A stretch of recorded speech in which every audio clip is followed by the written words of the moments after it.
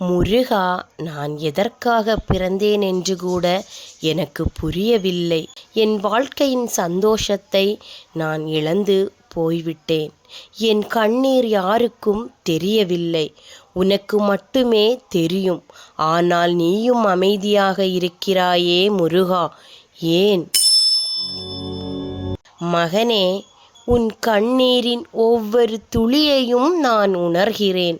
நீ வீழ்ந்து போன இடத்திலிருந்து எழும்புவதற்காகத்தான் நான் உன்னை சோதிக்கிறேன். உன்னை விட்டு நான் போகவில்லை. உன் பக்கத்திலேயே நான் நிற்கிறேன். நீ உணரவில்லை என்றால் கூட என் கையை பிடித்து நானே உன்னை நடத்தி கொண்டே இருக்கிறேன். என் அருமையான மகனே, நீ கவலை கொள்ளாதே. முழு நம்பிக்கையோடு, முழு தூண்டுகோலோடு நீ செயலாற்று. நான் எப்போதும் உன் கூடவே இருக்கிறேன். ஓம் சரவணபவ.